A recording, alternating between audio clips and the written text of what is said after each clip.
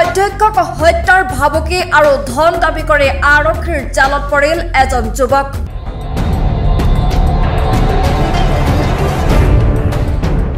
এখন উচ্চতৰ মাধ্যমিক বিদ্যালয়ৰ অধ্যক্ষক হত্যাৰ ভাবুকি আৰু ধন দাবী কৰি ঢিং আৰক্ষীৰ জালত পৰিল এজন যুৱক।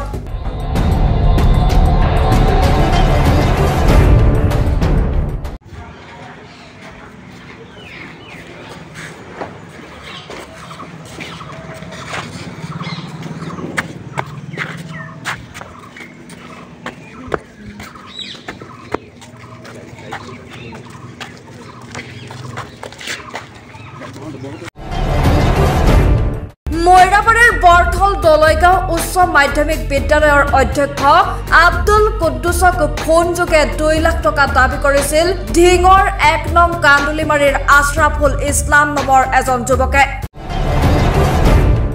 অধ্যক্ষগৰাকীক হত্যা কৰিবলৈ 5 লাখ টকাৰ সুপাৰি লাভ কৰিছিল বুলিও জনাইছিল ফোনযোগে।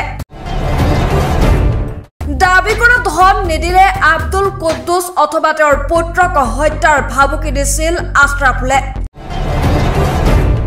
এদিনৰ সময়সীমা বান্ধি দি ধন নিদিলে 5 দিনাখন অধ্যক্ষৰ পৰিয়ালৰ কোনোবা এজনক নাইবা অধ্যক্ষগৰাকীক হত্যা কৰিব বুলি ভাবুকি দিছিল।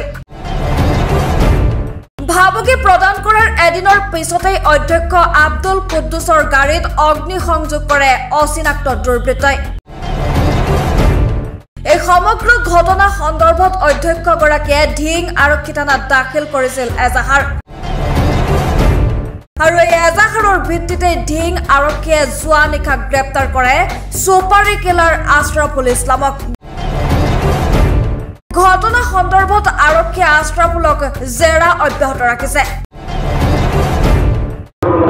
এইদিন আছিল 9 তাৰিখ 3:15 বজাত মই অফিসত বহি আছোঁ। তেতিয়া এজন অচিনাকি মানুহে ফোন এটা কৰিলে। ফোন এটা কৰি গ'লে 2 লাখ টকা দাবী কৰিলে। কৈছে কিয় 2 লাখ টকা দিব লাগে, মোৰ কি অপৰাধ? কৈছে নহ'লে আপোনাক মাৰি পেলাম। কিয় মাৰি পেলাবা? কৈছে আপোনাক মাৰি আপুনি ভাল মানুহ বুলি জানো, গতিকে সেইকাৰণে 2 লাখ টকা বিচাৰিছে। কোনোবা পাৰ্টীয়ে মোক 5 লাখ টকা দিছে, গতিকে আপোনাক নামাৰো 2 লাখ টকা দিলে। আৰু যদি নিদিয়ে আপোনাক মাৰি পেলাম, আপোনাৰ ল'ৰাক মাৰি পেলাম, নহ'লে আপোনাক ক্ষতি কৰি পেলাম। কৈছে ঠিক আছে মই বুজিলোঁ। এইখিনি গ'ল। তাৰপিছত ৰাতি আকৌ 10:30 বজাত আকৌ ফোন কৰিলে। মই টকাটো নিদিয়ে। মই টকাটো ঠিক আছে, টকাটো দিয়া হ'ব। ক'ত দিয়া হ'ব কোৱাচোন, তুমি কেনেকৈ দিম আৰু সেই পাৰ্টিটোৰ নাম কোৱা।